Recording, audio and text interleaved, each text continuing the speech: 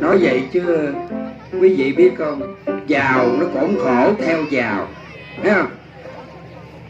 Hết cái làng buôn bên kia mời tiệc khai trương, mới mua 10 mẫu đất mời khai trương, ăn mà riết là ngán luôn vậy đó. Bác sĩ nói không ăn da gà nha ông, không ăn da heo giòn giòn nha ông, nhưng mà mấy cái đó là ngon, tôi thèm, không ăn không được, phải ăn, ăn riết là ngán. Bữa nay quyết định ở nhà ăn một bữa cho nó ngon. Con mà bữa nay con thấy ông sao con? Thằng này hỏi nó mà nó để hồn ở đâu vậy ta? Tao hỏi mày mà mày để đâu vậy? Dạ, để đầu ở đâu? Dạ ông chủ gọi con mắc làm ở bên trong, con đâu nghe ông chủ gọi con đâu ông chủ. Ủa mà ông chủ ơi, nãy giờ con mới để ý ông chủ. Sao con? Ông lạ lắm hả? Dạ đúng rồi, hôm nay ông chủ đi đâu mà nhìn ông chủ đẹp trai ông chủ, nhìn mà chót mắt luôn ông chủ ơi. Nịnh á thì cũng nịnh vừa vừa thôi. Nịnh nhiều quá người ta coi nó kỳ lắm, mấy ông con. Ai cũng nói ông chủ đẹp trai từ hồi còn nhỏ. Con biết không, Dạ, cuộc sao đời ông chủ nặng gánh hai vai. Ông chủ nặng gánh hai vai? Ừ. Vai phải của ông là nhất thân nhì thế. Vai trái ông chủ? Vai trái của ông nhất vàng nhì bạc. Bởi vậy ông nói con nghe, ở trong cái huyện này chẳng có ai giàu giống như ông, nhưng mà ông còn phải muốn giàu giàu giàu. Để làm sao ông tiền bạc có nhiều trong tay thì thiên hạ sẽ thuộc về ông. Lúc đó ông sẽ sung sướng biết là chừng nào con. Vậy ông chủ? Mà ông chủ ơi, sao con nghe ông chủ nặng gánh hai vai, con cũng muốn gánh bớt cho ông chủ để ông chủ bớt nặng ông chủ. Vậy hả? Mày gánh mày nặng, mày gánh giùm cho ông mày cái gì? Dạ, bây giờ ông chủ cho con ít vàng là chủ nhẹ lên ông chủ. Chiếc nào con? Dạ thôi chủ cho con chiếc bự này đi ông chủ. Chiếc bự này hả? Dạ. Đắt tiền lắm đi con, kệ nó đi mình theo mình lâu năm rồi, kệ cho nó đi nha con. Mày chết thôi, dọn con ông ăn. Dạ con dọn sẵn rồi ông chủ, mời ông chủ. Ủa ông chủ đang kiếm gì ông chủ? Cái chiếc nhẫn tao mới đưa đâu rồi hả? Chiếc nhẫn nào? Nè, chiếc nhẫn trong lốc. Ông chủ còn cầm bên tay bên kia đưa con đâu. Vậy mà tưởng nó lấy nó giếm rồi chứ. Dạ con mời ông chủ.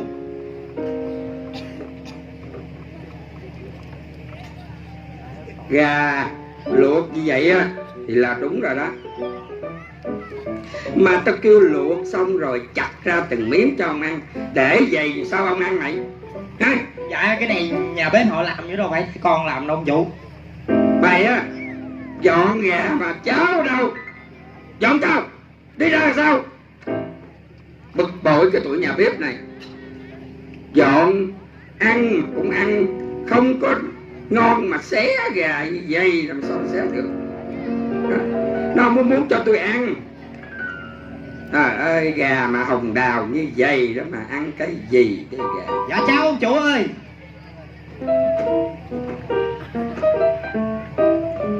Ê, tao cầm đùi gà tao chấm cái gì à? Dạ đây nè ông chủ. Mày giỡn mặt lắm à? Lúc này giỡn mặt lắm á, mày coi chết tao rồi. Gà tôm con, kệ. Da gà thấy không? Bởi vậy ông nói ông thích ăn da gà. Chực nhớ mày, tới giờ ông ăn. Sao ông chủ? Có một thằng nó hay bén mảng tới đây để xem ông ăn. Con á phải ra ngoài cổng đóng cửa lại. Ủa mà tự nhiên ông chủ kêu con gà đóng cổng làm gì ông chủ? Cái thằng ở bên buôn nào đó không biết nó đi qua đây là cứ canh tới giờ ông ăn là nó tới. Mà nó tới là nó nhìn chằm chằm vào đồ ăn của ông, mà nó nhìn không rớt nè.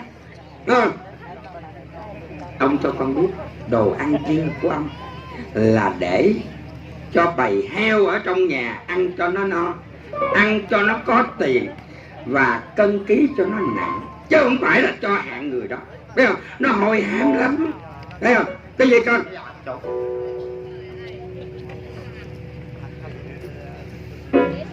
Cái gì mày ngó? Đi dậy. Ăn. Ông là ai vậy? Cho làm ơn, cho làm ơn cho con cái gì ăn. Cho ta một miếng. Ông ơi, đói quá. ông chủ tôi mới vừa nói thì bây giờ tôi ra tôi gặp ông rồi, thôi đi. Cháu ơi, thân thể của ta như thế này làm sao ta có thể đi nổi được hả cháu? Cháu ơi, ông chỉ áo ước xin chút thức ăn từ trên bàn của ông chủ rơi rớt xuống đất cũng khiến ông no lòng trước khi chết đó cháu à. Mà ông ở đâu? Sao nhìn ông thảm quá vậy? Cháu ơi, cháu làm ơn làm phước giúp ông cảm ơn cháu nhiều mà. Cháu. Thôi bây giờ ông cứ ở đây đi, để tôi vô tôi nói với lại ông chủ tôi, mà thế nào ông cũng la tôi cho coi.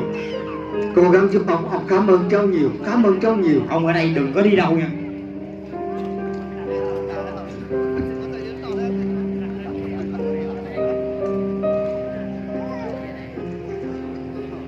Dạ ông chủ ơi. Sao con? Dạ của ngoài cổng ông chủ. Tao thì ra đóng cổng này rồi vô, chứ gì đâu mà có gì hả? Ở ngoài cổng có cái người mà ông chủ mới vừa nói ông chủ. Cái gì? Nó tới rồi hả? Dạ. Thấy chưa, mày dẫn tao ra bực bội quá. Chủ đi theo con.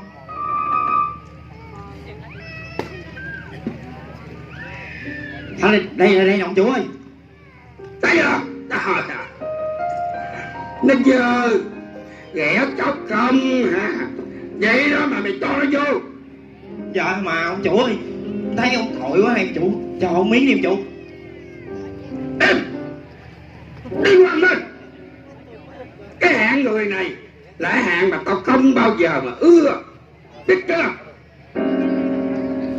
Dơ giấy đồ dư của ông ăn á là để cho bầy chó trong nhà ăn cho nó no, chứ không phải là cho cái này nó hôi hám, nhìn là không muốn ăn thịt gà chút nào trơn trọi à.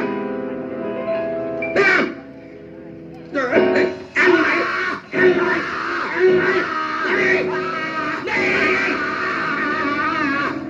đem vào vô tất cả.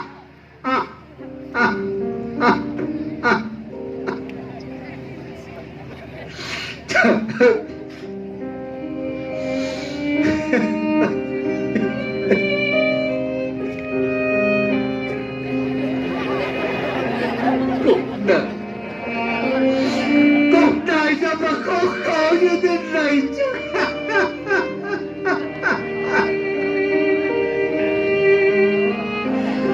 Chỉ có một bầu bánh dụng, một chút thức ăn thừa mà cũng không có được mà ăn nữa, lại còn bị người ta khinh khi chà đạp nữa. Trời ơi, ông trời ơi, hãy cứu tôi lấy.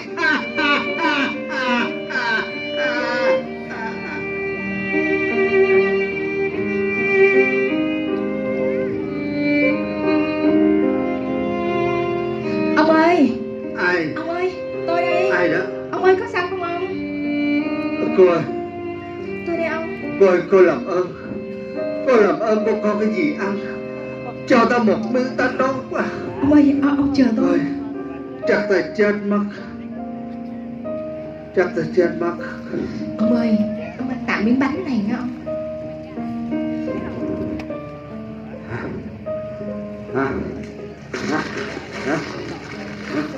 Ông ơi, ông ăn từ từ thôi ông.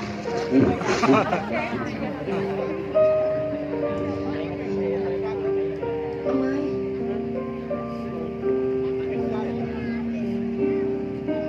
Quả là trên đời này cũng còn có những con người tốt như thế này sao? Cô ơi, cô có biết không, suốt 3 ngày nay ta phải chịu đói, chịu khát. Sao khổ Không vậy thể ông? ta như thế này. Nhưng mà thôi, bởi vì cả cái cuộc đời này ta đã không có một cái mái nhà để ở. Và giờ đây ta cũng sắp chết đến nơi rồi. Ta không biết thân xác này rồi sẽ đi về đâu hả con? Ông ơi, con người ta thì có phần hồn và phần xác. Sau khi qua đời thì phần xác sẽ trở về với các bụi. Nhưng điều hết sức quan trọng là phần hồn đó ông. Theo ta nghĩ, chết là hết, là kết thúc cái cuộc đời đầy đau khổ ở dương trần này. Người ta nói chết là qua đời, tức là qua khỏi đời này để đi đến một đời khác, chứ không phải chết là hết đâu ông. Và nếu như vậy thì ông nghĩ rằng sau khi chết ông sẽ đi về đâu? Về đâu à? Dạ, thiên đàng hay là hỏa ngục? Chắc chắn là ta sẽ về thiên đàng. Sao ông biết chắc rằng mình sẽ về thiên đàng? Bởi vì những ngày sống ở trên đất này ta đã chịu khổ quá nhiều rồi. Hơn nữa, ta không sống gian ác, không giết người, không cướp của. Đôi khi ta còn làm những việc tốt để giúp cho nhiều người nữa đó cô à. Không như ông nghĩ đâu ông. Vì con người của chúng ta không đủ tiêu chuẩn để vào thiên đàng. Vì tất cả mọi người đều đã phạm tội. Để tôi nói điều này cho ông nghe nha. Nếu như trong một ngày mà chúng ta phạm những tội như thế này, ví dụ như trong tư tưởng của chúng ta suy nghĩ một điều không tốt cũng là tội. Môi miệng của chúng ta có một lời nói dối hoặc là một lời nói không hay thì cũng là tội. Đôi tay này có thể làm việc lành mà chúng ta không làm, hoặc tấm lòng của chúng ta ghen ghét một ai đó cũng là tội. Thì cả cuộc đời chúng ta phạm biết bao nhiêu là tội. Thì thử hỏi làm sao Thượng Đế có thể xử trấn án cho chúng ta được hả ông? Ôi, như vậy thì làm sao con người có thể tránh khỏi tội lỗi? Cho dù ta không làm tội lớn lao, nhưng không thể nào ta không có tội được. Dạ, nhưng chúng ta không mất hy vọng đâu ông. Vì thiên đàng là món quà mà Thượng Đế ban tặng cho con người. Trong đó có tôi và có ông nữa. Thật vậy sao? Dạ. Thưa ông, Thượng Đế là đấng tạo dựng nên con người của chúng ta. Ngài yêu thương con người nên Ngài đã sắp sẵn một thiên đàng cho con người. Thế nhưng Thượng Đế cũng là đấng rất mực công bình và thánh khiết. Ngài sẽ trừng phạt những kẻ có tội đó ông. Ôi, như vậy thì làm sao ta có thể tránh khỏi những tội lỗi, những hình phạt do tội lỗi của chính ta gây nên chứ? Dạ, thưa ông, Thượng Đế là đấng tạo dựng nên con người, nên Ngài yêu thương, Ngài không muốn thấy chúng ta phải đau khổ đời đời nơi hỏa ngục đâu. Vì vậy, Thượng Đế đã có phương cách, và điều đó đã được giải quyết trong Chúa Cứu Thế Giêsu đó. Chúa Cứu Thế Giêsu? Chúa Cứu Thế Giêsu là ai mà có thể làm được những việc lớn lao như thế này chứ? Dạ thưa ông, Chúa Cứu Thế Giêsu là đấng từ trời đến, và Ngài đã giáng sinh cách đây hơn 2000 năm rồi. Đúng rồi. Có phải hàng năm vào tháng 12, khắp nơi trên trái đất này người ta tổ chức mừng lễ Chúa Giêsu giáng sinh gì đó không? Dạ đúng rồi. Và Chúa Giêsu đã, trong thân xác của con người, Chúa Giêsu có một đời sống rất là thánh thiện và tốt lành, để chứng minh Ngài là Thượng Đế. Ngài sống một đời sống không hề phạm tội. Rồi người ta đã đóng đinh Chúa Giêsu trên thập tự giá. Chúa Giêsu chết, rồi Chúa Giêsu đã sống lại và sắp sẵn cho chúng ta một thiên đàng đó ông ơi. Ôi, Chúa Giêsu bị tội gì mà tại sao người ta lại đóng đinh trên thập giá? À thưa ông, Chúa Giêsu là đấng hoàn toàn vô tội. Vì cớ tội lỗi của con người của chúng ta thì Chúa Giêsu phải chết thay cho chúng ta. Chúng ta rất cần một đấng hoàn toàn vô tội để chết thay cho tội lỗi của con người, và Chúa Giêsu là đấng đó đó ông. Như vậy thì bây giờ ta muốn vào thiên đàng thì ta phải làm gì hả con? Điều đầu tiên ông phải tin rằng Chúa Giêsu đã chết thay cho tội lỗi của mình. Ta tin Chúa Cứu Thế Giêsu đã từ trời cao giáng sinh xuống thế gian này để chịu chết vì tội của ta. Rồi bây giờ ta phải làm gì nữa cô hả? Dạ, khi lòng của ông tin thì ông hãy thưa chuyện với Thượng Đế. Ông hãy nói với Thượng Đế rằng ông tin Ngài, xin Ngài tha thứ và mời Ngài làm chủ cuộc đời của mình.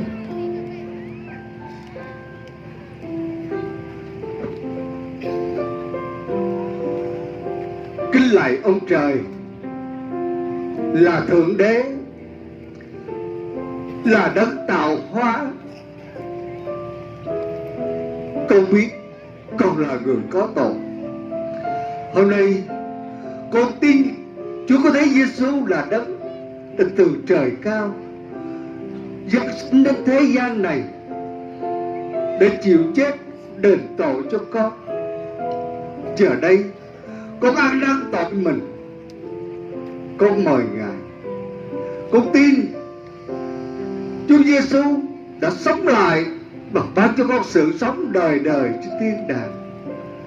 Xin Chúa hãy đến ngự vào lòng con, làm Chúa, làm chủ cuộc đời con, giúp con có một đời sống mới kể từ bây giờ, trong danh Chúa có thế Giêsu. Xin chúc mừng ông. Bây giờ thì tên của ông được ghi vào sổ sự sống nơi thiên đàng phước hạnh rồi. Chúc mừng ông. Ôi, tôi cảm ơn cô.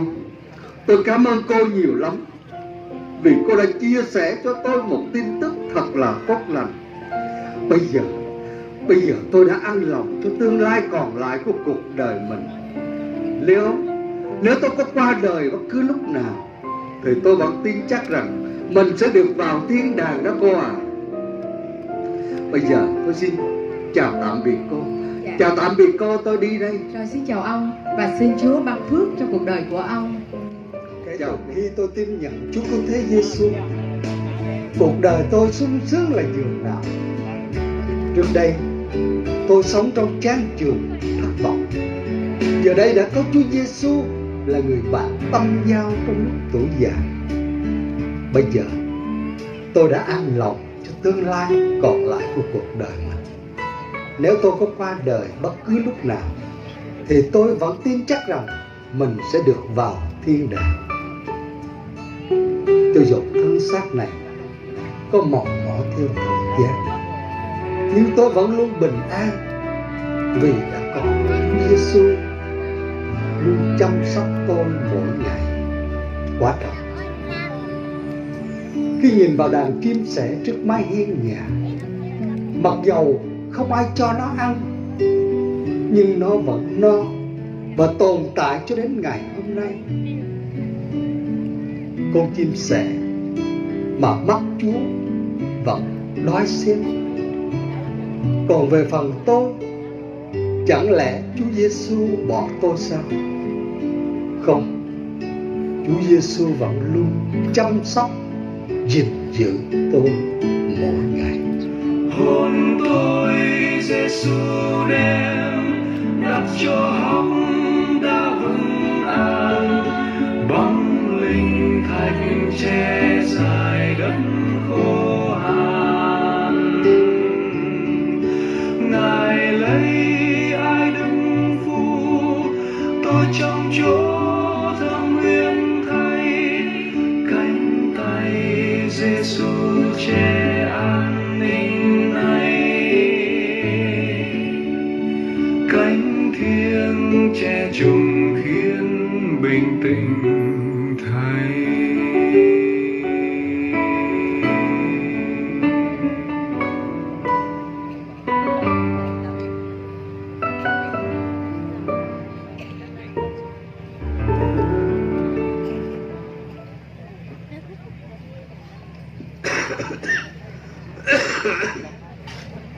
Phong à,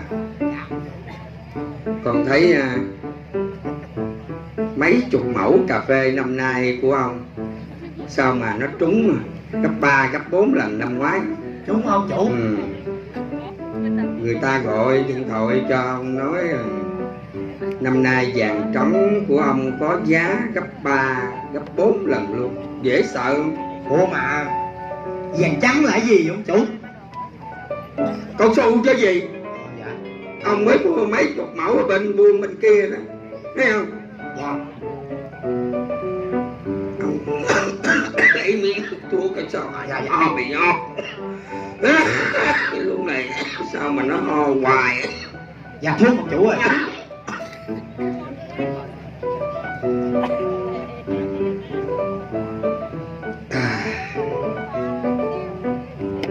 Chủ tính sao?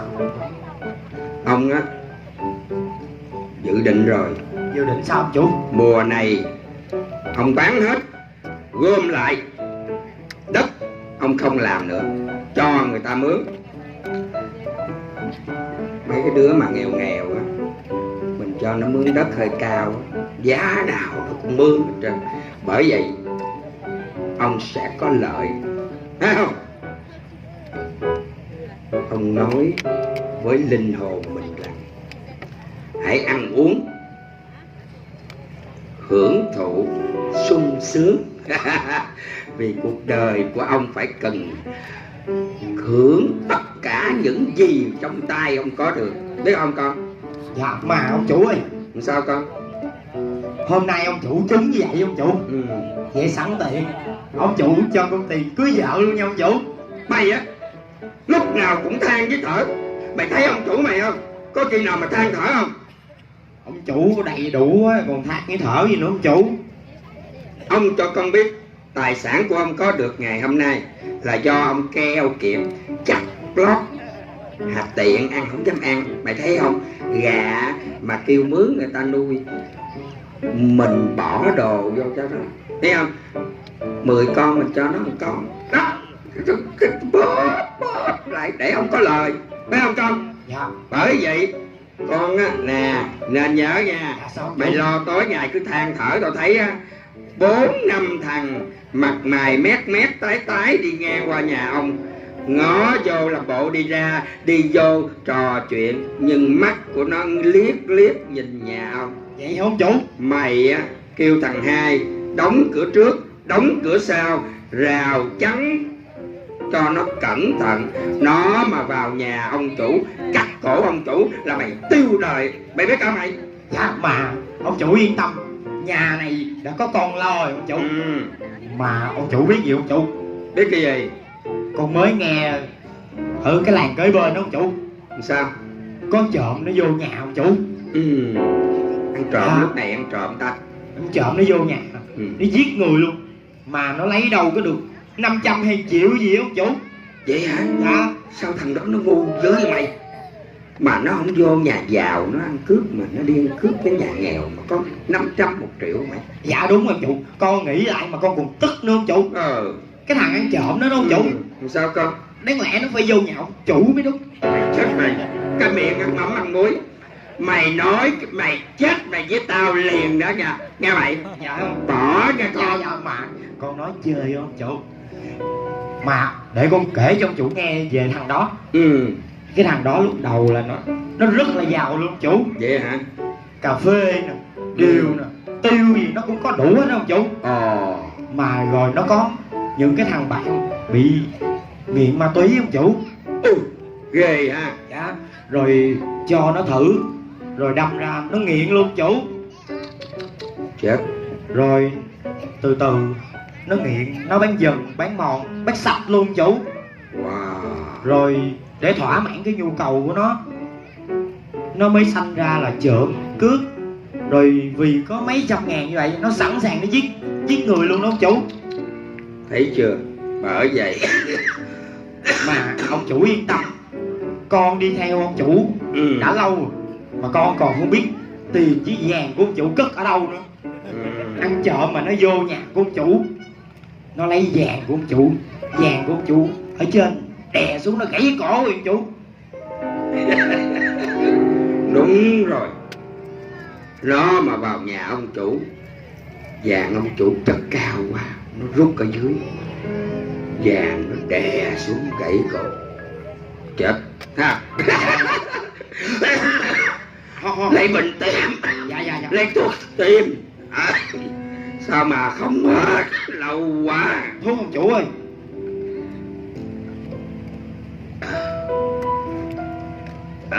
Ông chủ ơi, lại tới nữa ông chủ ơi. Ai? Có chào cậu. Ông ơi, tôi nghe nói ông trở bệnh lại nên tôi đến thăm ông đây. Không biết căn bệnh của ông hôm nay thế nào rồi ông ạ? Chưa hết. Nhưng ông bác sĩ ông nói là không có cái căn bệnh nào mà ông chữa ông hết á. Miễn làm sao có đủ tiền lo cho ổng là được rồi. Như vậy là ông không lo lắng gì cho căn bệnh của mình sao ông? Lo cái gì mà lo? Ta cho cô biết tài sản của ta, tiền bạc của ta dư sức để lo. Lo hết ông này không được, ta lo tới ông kia. Lo, ta đâu cần lo gì nữa đâu. Ông ơi, nếu như mà ông tin Chúa Giêsu thì chẳng những ông được sung sướng ở đời này, mà đời sau ông cũng hưởng được thiên đàng phước hạnh nữa đó ông. Cô á, cô có biết là cô nói điều này bao nhiêu lần chưa? Thưa ông, tôi đã nói với ông hơn 5 lần rồi, thế nhưng ông vẫn từ chối. 5 lần rồi. Ta không cần cô dạy đời ta. Ta cho cô biết, ta buồn ư, tiền sẽ mua vui cho ta. Ta bất an à, tiền sẽ mua bình an cho ta. Ta bệnh tật, tiền sẽ mua sức khỏe cho ta. Vậy thì ta hỏi cô, ta đâu cần gì phải nghĩ tới mấy cái chuyện đó. Ông ơi, hiện tại ông đang là người giàu ở trần gian này, nhưng nếu không có Chúa Giêsu trong cuộc đời thì thật là vô nghĩa đó ông. Rồi một ngày nào đó ông cũng phải qua khỏi đời này. Thì ông ơi, linh hồn của ông phải bị đau khổ đời đời nơi hỏa ngục đó ông ơi. Ta cấm cô, ta cấm cô không được nói về Giêsu. Ta không muốn biết về Giêsu. Giêsu là ai? Ta giàu có nè, tài sản tiền bạc của ta làm ra tất cả này để ta hưởng thụ. Ta cho cô biết, cho dù ta xuống địa ngục đi chăng nữa, nơi đó ta sẽ là người giàu nhất nghe chưa? Ông ơi, tiền có thể mua cho ông nhiều thứ lắm, nhưng không thể mua được linh hồn đó ông. Tiền không thể mua được cho ông sự sống đời đời đâu. Không. Dạ ông chủ. Tiện cạch. Ông ơi, Chúa Giêsu vẫn yêu thương ông Cô và ơi. vẫn chờ đợi ông đó ông ơi. Được rồi cô ơi, cô đi đi để em chủ tôi nghỉ ngơi. Cô đi đi. Người đâu ăn cơm dưới đất mà nói đâu chuyện đâu trên trời. Mà ông chủ ơi, ông chủ cũng đừng có giận ông chủ. Giận không có tốt cho sức khỏe của ông chủ. Làm sao mà cũng giận được. Ngày nào lần nào tới cũng nói Giêsu. Con phải học theo đời ông. Có tiền mua tiên cũng được nha con. Dạ mà ông chủ ơi, ông chủ cho con hỏi ông chủ một điều nha ông chủ. Nhưng mà đừng nói bậy nghe không? Dạ. Ngày hôm nay tài sản tiền bạc ông chủ giàu có nhiều như vậy, ông chủ có nghĩ là mai mốt ông chủ qua đời tiền ông chủ để lại cho ai ông chủ? Mày chết đi sao? Nhưng mà thằng này nói đúng. Tài sản tiền bạc mình có nhiều quá, mà sau này mình có chết, tiền để lại cho ai? Dạ đúng rồi ông chủ. Có rồi. Ai vậy ông chủ? Ta để lại cho con chứ cho ai? Cho con ông chủ. Nhưng còn lâu lắm con ơi. Ủa sao vậy ông chủ? Vì ông phải hưởng thụ tất cả những gì ông có trong tay. Vì ông phải cần vui sướng. Ông chủ sao vậy ông chủ? Ông chủ, bác sĩ ơi, bác sĩ cứu chủ con, bác sĩ ơi.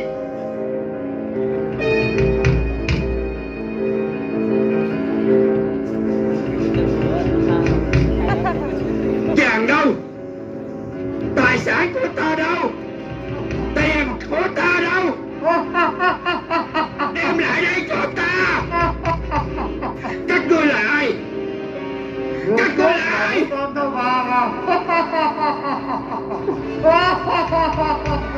Các ngươi là ai? Ta không đi với các ngươi đâu. Ngươi sẽ đi với ta. Ngươi sẽ đi với ta được thôi. Nghĩa là Không. mà nó không Tại đâu. sao? Tại sao các ngươi chối ta? Không. Không. Ơi. Không.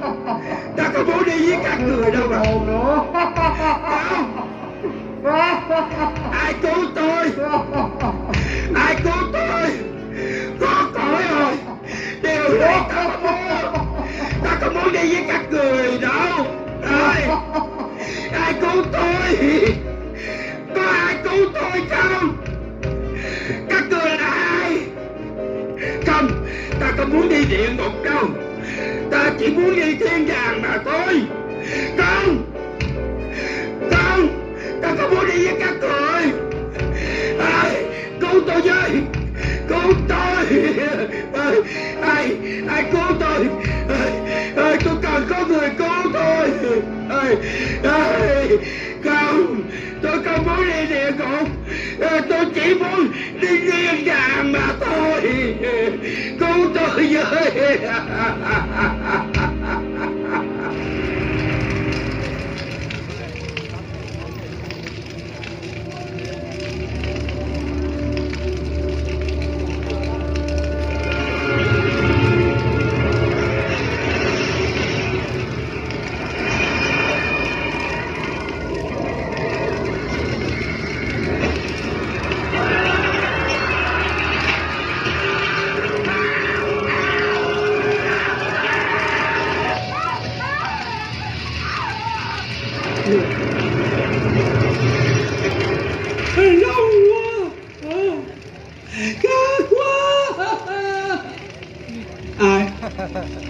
Ai sao tôi xin mấy nước? Sao tôi ở trong lửa này đau quá, nóng quá, rát quá.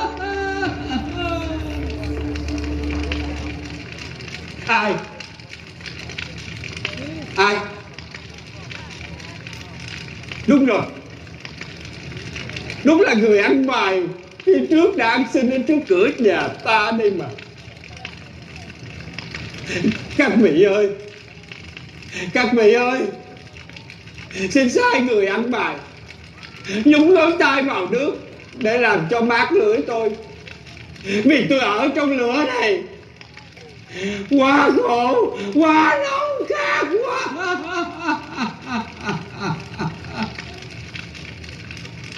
Không được đâu, vì nhà ngươi đã từ chối phương cách thoát ra hồ lửa. Bây giờ ngươi phải gánh chịu hình phạt mà thôi. Không ai có thể đến để cứu giúp ngươi được, vì giữa chúng ta đã có vực sâu ngăn cách rồi.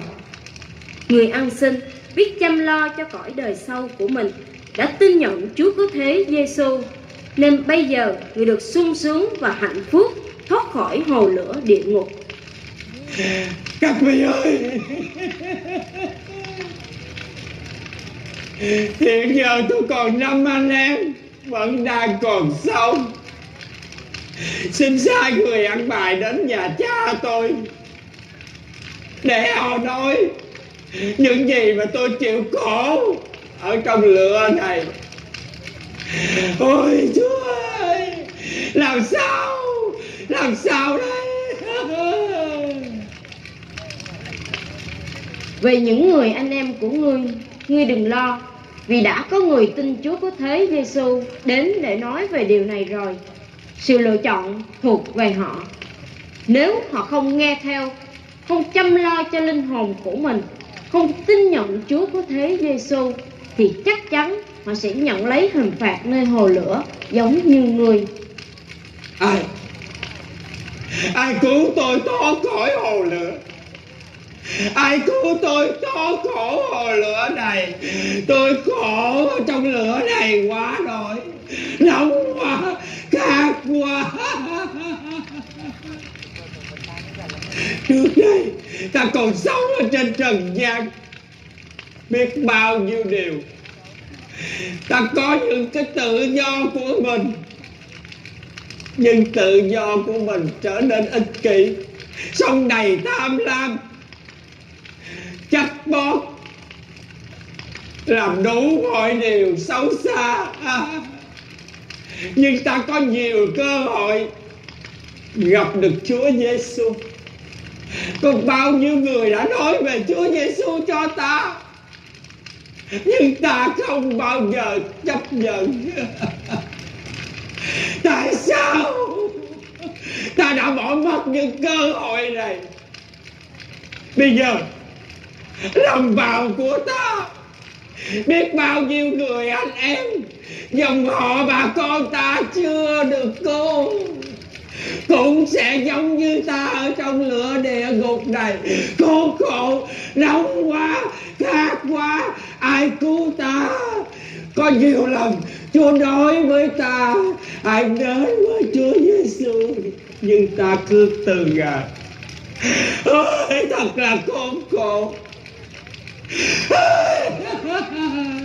Nóng